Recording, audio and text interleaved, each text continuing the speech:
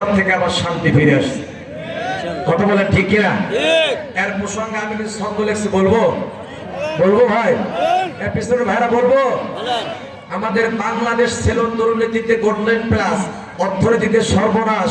রাজনীতিতে অস্থিরতা, জনগণের মাথা ব্যথা, নেতাদের গরমে অশান্তি আর চরমে, আল্লাহর উপর আস্থা নাই, হানাহানি চলছে তাই, নারী নীতি সবলে সব গেল বিফলে, ধর্মনিরপেক্ষতা, নাস্তিকদের সভ্যতা, শাহবাগের ওই রই, নাস্তিকদের হইচই, হেফাজতের সমাবেশ, লাশে লাশে ধর্মরেশ, মিডিয়া সবকটা ভিড়, গণতন্ত্রের দুর্দিন, চোর ডাকাতের বিচার নাই, আলেম ওলামা জেলখানায়, তাফসীর বন্ধ করে, 40 ধারাধারি করে, টুপি দেখলে রাজাকার, পাঠিয়ে দেয় কারাগার, কত রঙের ভঙ্গি, সত্য বললেই জঙ্গি, আল্লাহু আকবার জিন্দাবাদ, কোরআন মানলেই মৌলবাদ, ক্ষমতার বাহাদুরি, ভয়ভীতি, খুন খারাপি, খুন হত্যা মানুষ খুন চলছে বাংলাদেশে প্রতিদিন, কত শোক সমাচার, পিলখানার হাহাকার, সীমান্ত বর্ডারে নির্মম মার্ডারে, শত শত সোনালি বিচার তো মেলেনি, টকশো দায়িকশো, রানা প্লাজা ধ্বংস, নেতা নেত্রীর লামঝাপ, আলাপার সংলাপ, একজনও নড়বে না, একজনও সরবে না,